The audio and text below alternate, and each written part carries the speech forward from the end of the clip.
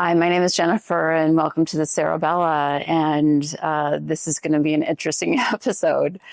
I am doing this live without any script, but one of the main reasons that I started this podcast was to talk about highly sensitive people. And along with that came the discovery of autism, ADHD, addiction, mood disorder, schizophrenia. And my desire is to spread the word of what we're not seeing, what is for most people invisible, and the unawareness of what is actually happening with so many people. What I've been seeing with so many people, not only in my life, but in my counseling practice, in my practicum, and with my past journey of addiction counseling. Today, I'm going to probably be the most vulnerable and most bold because I feel it's essential that there's an understanding, a better understanding of what I have become aware of.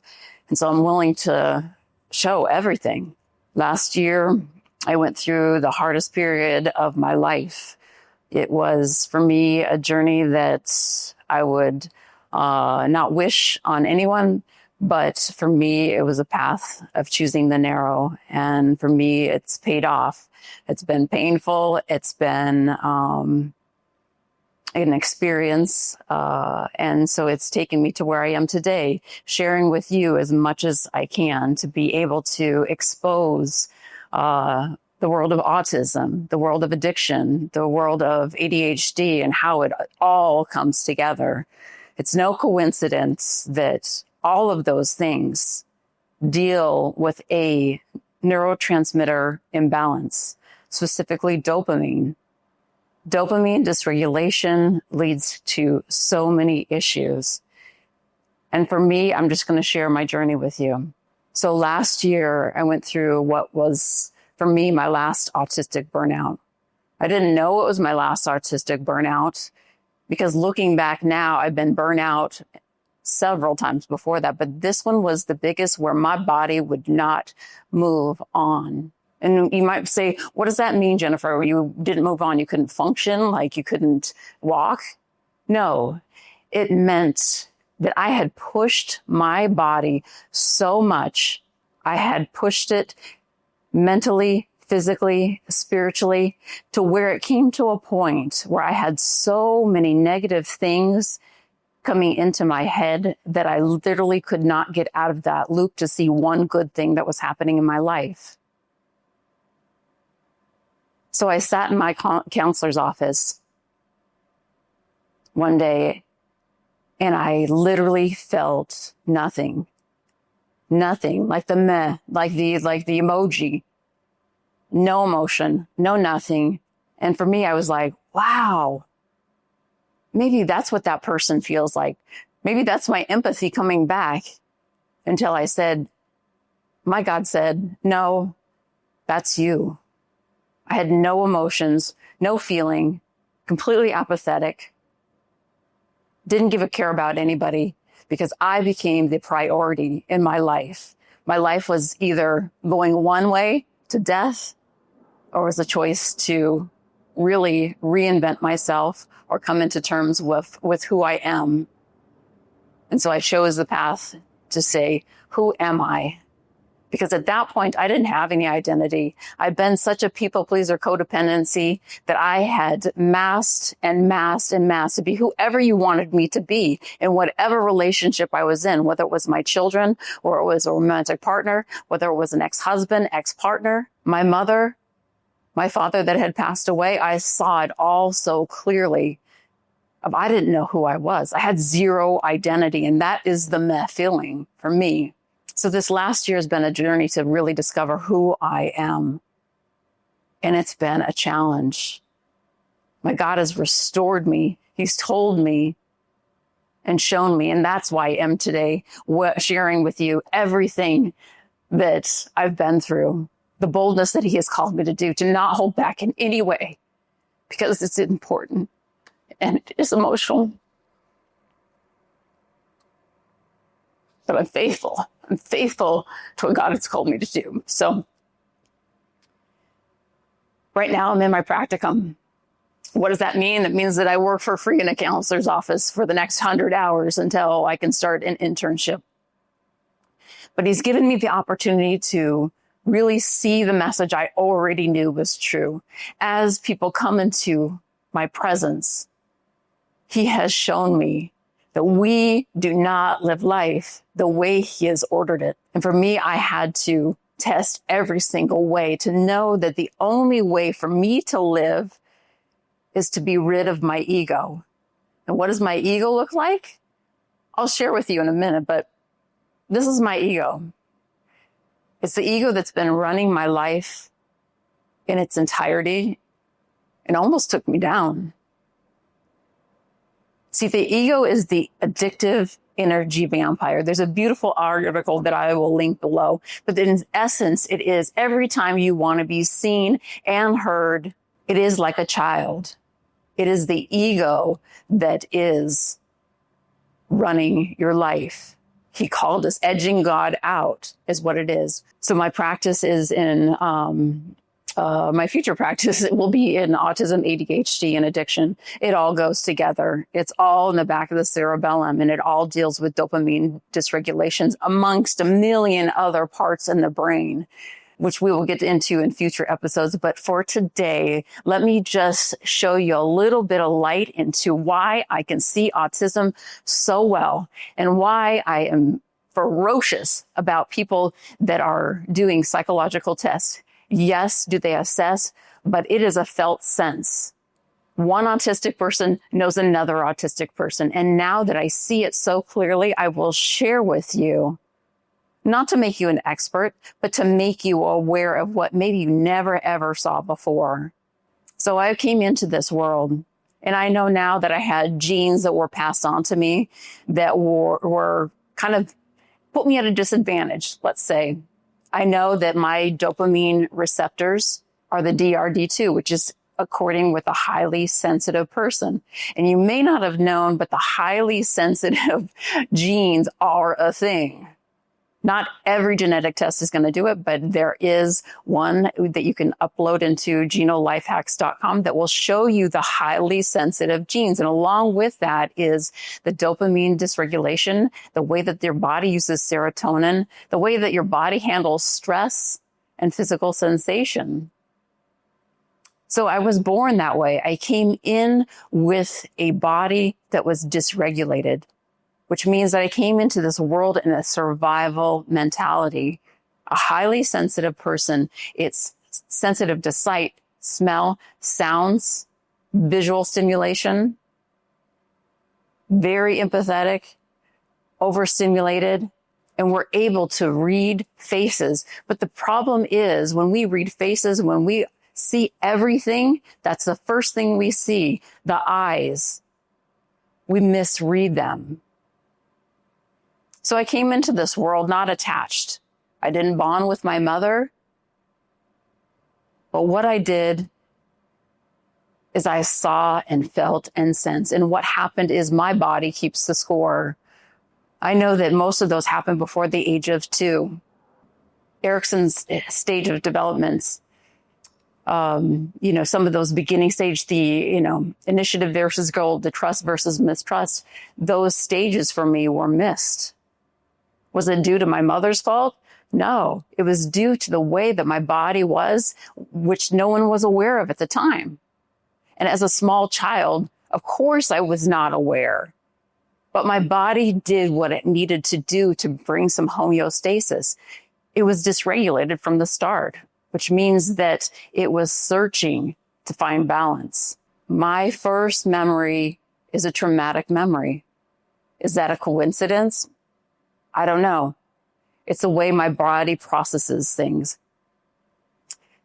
A highly sensitive person is geared and more sensitive towards negative stimulation, more geared towards punishment. With the dopamine dysregulation, dopamine, when it's regular state, you have pleasure in the normal things, in taking a bike ride, in being with their children and having a celebration. But somebody that is deficient in dopamine is always looking, in some respects, to get high. So if from the start, if as a child, I'm trying to regulate my body, I don't know that it's doing that, but it naturally is doing that. Our bodies are completely stressed. And so when we see negative, the cortisol dump is some type of manufactured dopamine that we get something from. Most of us that are highly sensitive started forming our personality before the age of 6. And most of us had our first traumatic memory before the age of 4 that we can remember. But remember, that's your first memory. That doesn't mean that your body didn't have traumatic experiences before. And so the depth of what we are dealing with and why we miss a highly sensitive, autistic level 1 person is because by the time they are 4 years old, they have already learned how to disassociate and disconnect from their body, which starts forming parts, fragment. A highly sensitive, the body can't stand it. And so it does whatever it can to survive, which means we disconnect our bodies from a young age, 4 years old, 3 years old, does what it needs to do to disconnect to survive. Did I ask for that? No, but that's the way that I coped. And I kept learning how to cope that way with every experience, every negative stimuli, every painful thing that I could not predict. My body fragmented so I wouldn't have to even be there. So you wonder, okay, if it was autism, why did I get missed? I was diagnosed last year with autism spectrum 1, level 1, and ADHD. How did I get missed? At the age of 52 years old, how did I get missed as a child? I'll tell you. And I'll tell you why we're missing the majority of young people and adults and young adults. Because by the time I was 4 years old, my first traumatic memory, see, these are my parts, and I'm not even ashamed. I have worked through that. These things are beautiful, and now that we are whole and integrated, they're not outside of me. They are today, but inside, I am so fully healed that I am willing to share with you. So here's my 4-year-old. So my first traumatic memory is me falling off my bike, hitting my chin on a rock and cutting and splitting my chin open, going to the hospital, being put in a straitjacket, looking at my mother on the outside curtain that they wouldn't let in. I was screaming and screaming, not knowing exactly what was happening to me. I just knew that this world was not safe. And my interpretation was my mom didn't show up for me. There's nobody here and they're trying to torture me. Can I go back to that memory? Yeah, but it's not painful today. I know, but in that instance, this person inside of me went out here. Yeah, she disconnected. And so anything that was familiar or felt like that, she stayed out here. I learned how to disconnect from that pain until it started coming back later on in my life. Disassociation. Maybe my mom would have seen it, but it's ever so slightly. And if I disassociated starting at the age of 4, you never really knew who you got. Did I probably show signs? Yes, but at the time and at the generation that I was, we weren't looking for kids that were over emotional or that would cry and pass out as maybe that's just what she does. We didn't see the signs. We weren't looking for autism in that way. It was just the kids showed up, or we maybe just had an emotionally immature parent, or maybe just not an aware parent. Either way, it was so hard. It would have been so hard to see. But today we have the resources. Today we have the messages. When we go and we see from a perspective, opening our eyes. By the time most kids are 4 years old, that's when they're diagnosed between 3 and 4 years, when the signs are present, when they're kind of over-exaggerated. But when you have somebody that's a level 1, unknown, they start to suppress it. So as traumatic things happening, we kind of get in this pattern where we're constantly looking for their survival. And we protect when we even sense a look, a feeling, an atmosphere that could bring us dangers. Those memories start to build and our body starts to protect, like, well, we don't ever want to go there again. It is so painful. And we start shutting parts of us down. Maybe they surprise us. Maybe something caught us off guard. That's how I got all these other ones. And I could go into every scenario that I know were traumatic now, but I didn't register like that. Leaving and moving to new cities, starting new schools. The way that my body tried to build homeostasis, but the cortisol and the stress. And guess what happens when you have a bunch of stress? Your gut disrupts. That's why the gut and the brain axis and the disruption in most highly sensitive kids on autism and most adults as they grow up have digestive issues. 80% of the serotonin in our body is made here.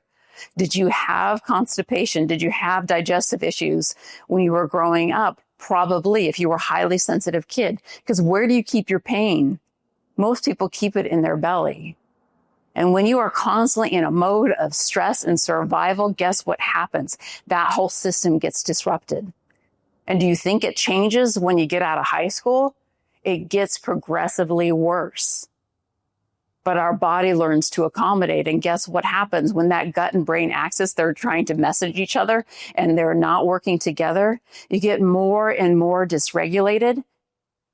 And for some started in junior high, maybe some started in high school. That's why we have our kids that are doing suicidal behaviors, addiction, anorexia, bulimia, self-harm, gambling, the obsessiveness with the social media. It's a way of coping and manufacturing our own neurotransmitters to get us to a place and build that homeostasis. But guess what happens? Just like when drugs, when you try to self-medicate, it gets worse. You need more of something. You are trying to figure out the right formula to keep your body in a state where it is so dysregulated, you have no idea what you're doing. You're doing more disruption. And that's exactly what happened to me. My last move when I was in junior high school, I moved. It was the worst time. I left a support network of having great friends, moving to a town where I felt isolated, alone, and the awkward kid. I remember my 7th and 8th grade years feeling like a total dump and so lost in school. I'd come from a school where I had just been basically drawing grammar to a school that was doing diagramming sentences. I failed every single subject. And guess what? Those messages started to continue to build. If they weren't there before, of not being enough, of being too much, of not being worthy of love, everything just compounded from there. So this is my side. This is like before that happened. Once this happened, the awkward little teenager, oh my gosh. The beliefs that I have about myself of being ugly. I had acne. I wouldn't even turn on the lights to see my face. I just could not look. And do you think that happened then? It was a continual building process of how my body coped and how I dealt with pain. And did I say one word? I said nothing. Because in that case, we have a lot of times when we don't have an emotional caregiver, and anyone to go to. And a lot of times when we don't know exactly what's going on with our body, we just keep on trying to figure it out. And we get more and more pain, and those parts get more and more fragmented. And we learned, because the whole thing with autistic is, and the whole thing with people pleasing is, we want to be normal. In some respects, we try to figure out, and that is why the visual and the audio, we try to look and we try to study what is normal, what is acceptable, which makes us sick. But I did such a good job. I learned what parts are not welcome, what parts were awkward and just not understood, maybe by myself and other people's, and I learned to shut them down. But I learned how to be who you wanted me to be that was acceptable. But then maybe it wasn't quite acceptable. And I learned more and more how to accommodate and how to look externally from myself. for you to tell me who I am, for you to tell me what's acceptable. But the problem with that is it's continually changing. Maybe you like me one day and you don't the next. Guess what happens to my world? It becomes chaos. It becomes stressful.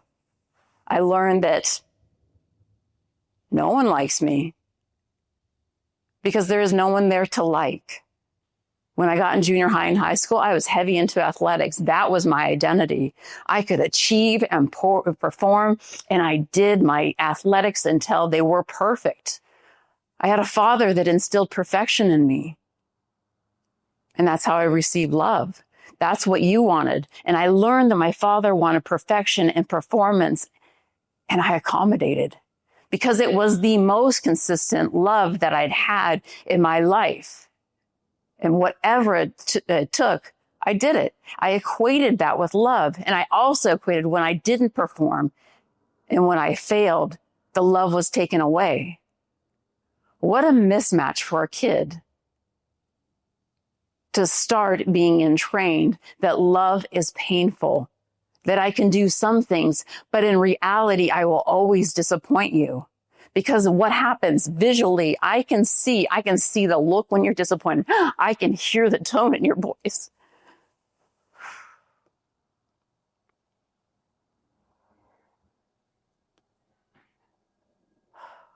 When you're disapproving. When I need to do better. That entrainment that never got rewired. I left high school. I left thinking I am so done with my parents. All I got to do is move on and I will be good. I am done with this. I am ready to be on my own. And guess what happens? Even though it was dysfunctional, even though I was in a home that did have safety and security financially, materially, I left to a world to be on my own when I had zero ability to emotionally regulate. And that is the key, along with the dopamine, along with the neurotransmitter, the emotional regulation that I have been and able to do and to ask for help in that led me to a place. This was my girl that left high school. She's been my little protective part because don't you know, she was the last person that really had an identity. Because guess what happened? When I left high school, I started using drugs. It was a perfect fit for me. Not only was it a perfect fit because it allowed me to relax and to chill out and to be a part of and to be social, all the things I wanted. And even better, the most perfect thing was it gave me pleasure. The most pleasure I've ever experienced in my life. The high of smoking, the high of cocaine, the high of methamphetamines, the high, the chase to go get drugs. And then to have it and then to do it all over again. It was a constant stimulation. I was even late. I was 19 by the time I was using drugs and alcohol. But it was a perfect combination. It gave me everything that I needed to balance, to live in this world, which I just could not figure out. And it also helped me emotionally regulate. It was perfect. I didn't need a person. I had my best friend that was always there for me, would never let me down until it did. 20 years later, when I was at the end of my rope, it all came back to me. See, the thing is that I want to clear the message with autism. When it's unmasked, it is the most destructive ever. It is a life destroyer. And that's why I started this podcast, because it is so essential for me to get this message out because you're not seeing it. And what I see when I have people come into my office is a life of destruction. And guess what? It's working backwards to the core of people that don't even have a concept of what the complexity that has gone on in their life. The majority of mental health disorders, the majority of people that are coming into counseling are having that dysregulation. Am I going to say they're all autistic? No, but a lot of them are. in some form. And that's why it's on a spectrum. In some form, they've been dysregulated their entire lives. And usually what is showing up is it's gone too far.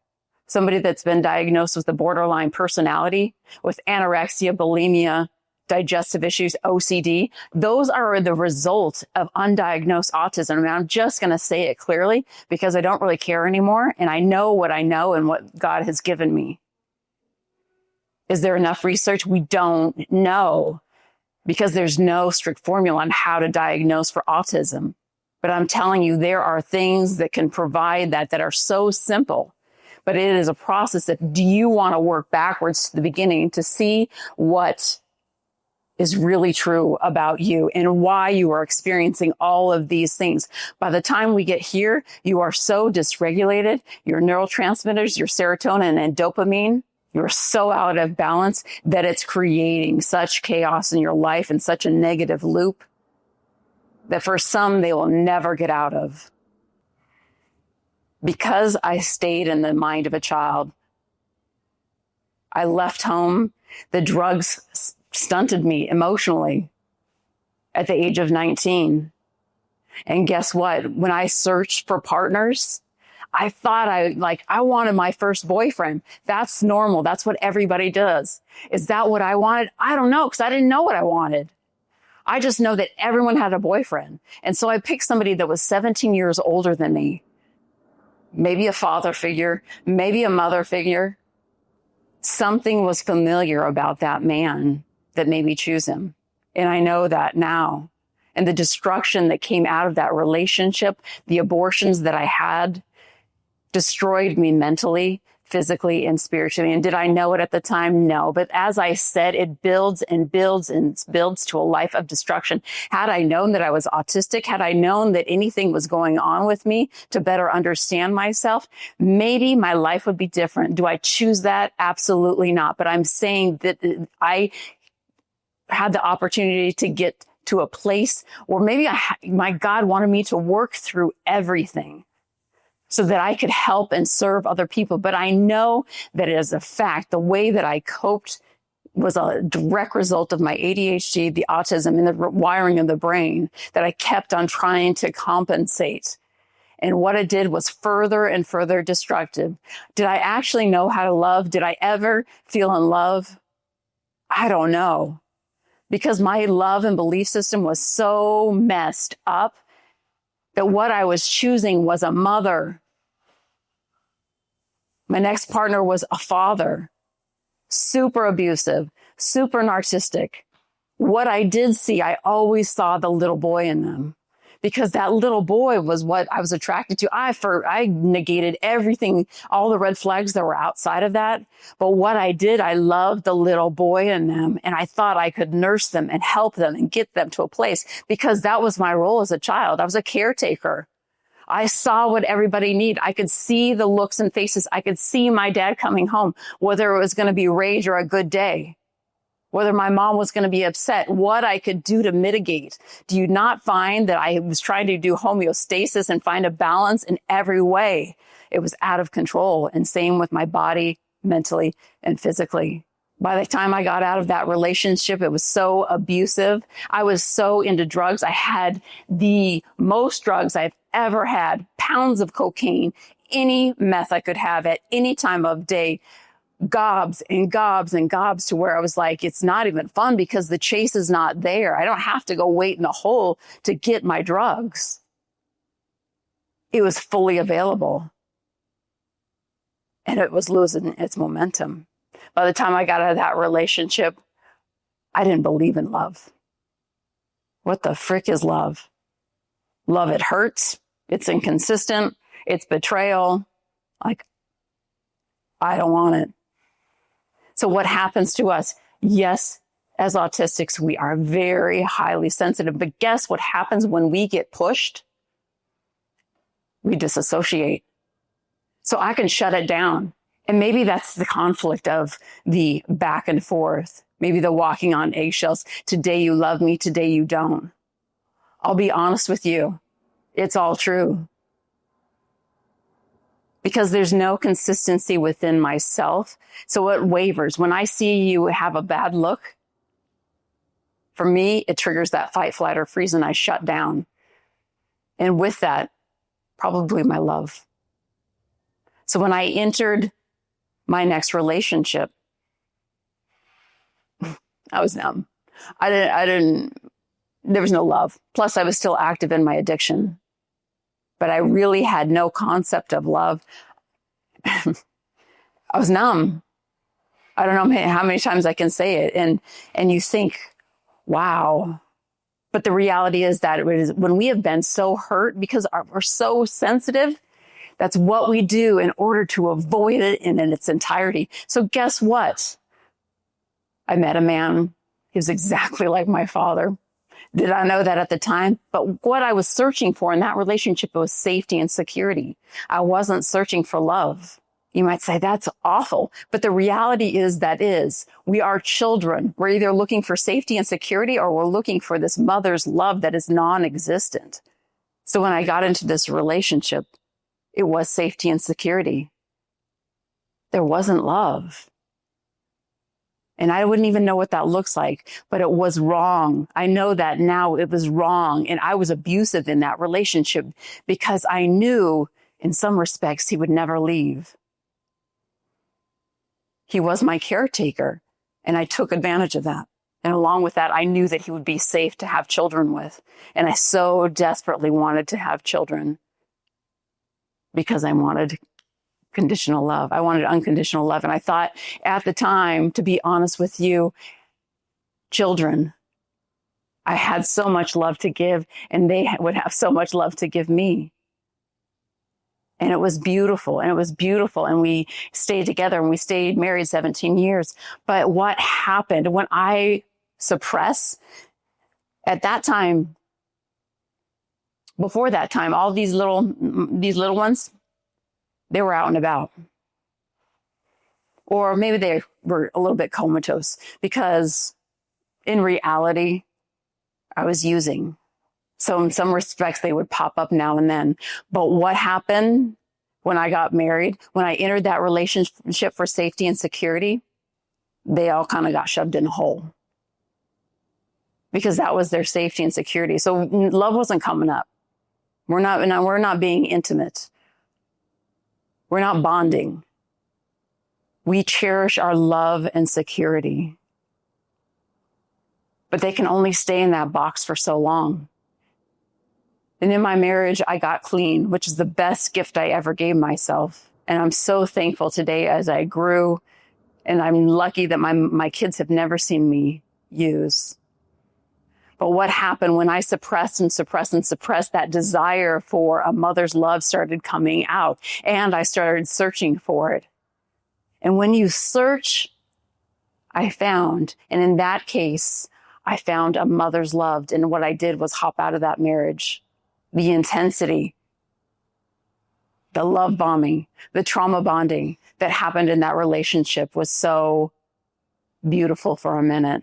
But in reality, who we attract, we see the children ourselves. So I'm not going to attract a healthy partner.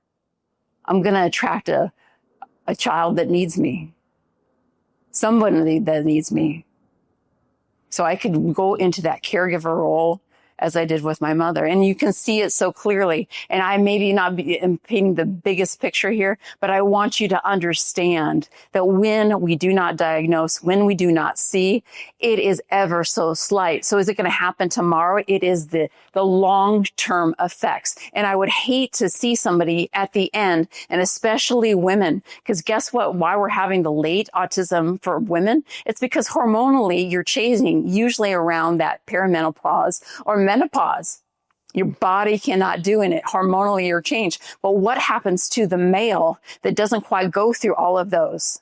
As a result of those, if they've not been diagnosed, a lot of times they turn into a very hard soul.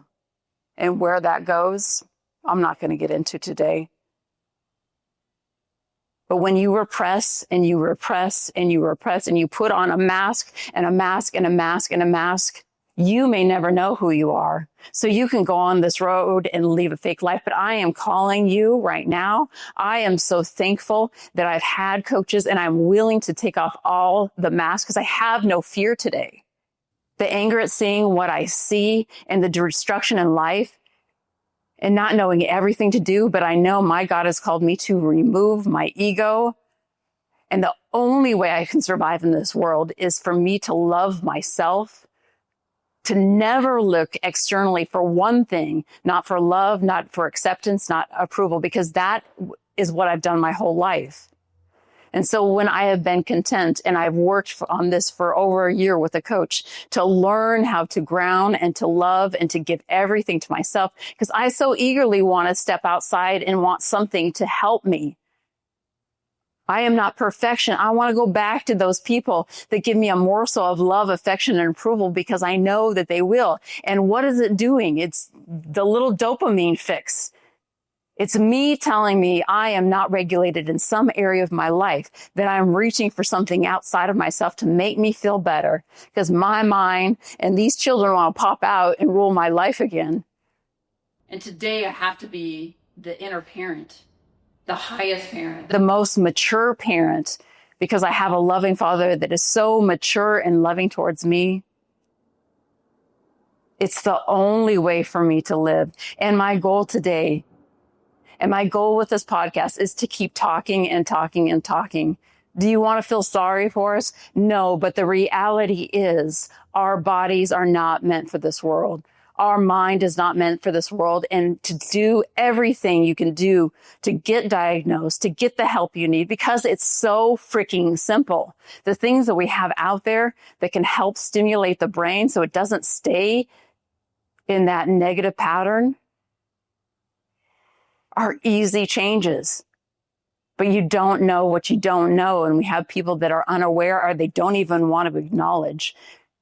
Because the word autism has been such a detrimental world, to think that there's something wrong with you. Let me tell you, these are the most gifted kids with the highest IQs. And it's not about failing or doing well in school. What it is about is emotionally regulating emotional cues that set them off, that will destroy their relationships, that will destroy their self-esteem, that could lead to isolation, the self-confidence, and for me, I know suicide. I've had 2 friends, and now I figured it out. And as I work backwards, things that could have been changed. And maybe that's underlying what my fierceness is about, because I know had I had the information,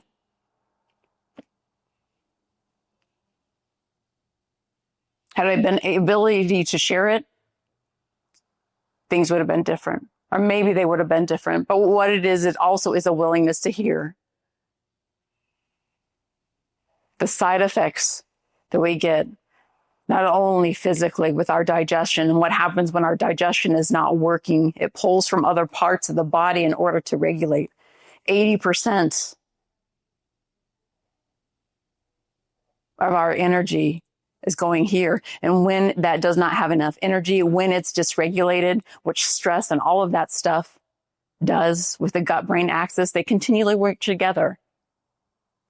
When it's off, it will continually dysregulate, and dysregulate. The answer is so clear. It's so easy to spot.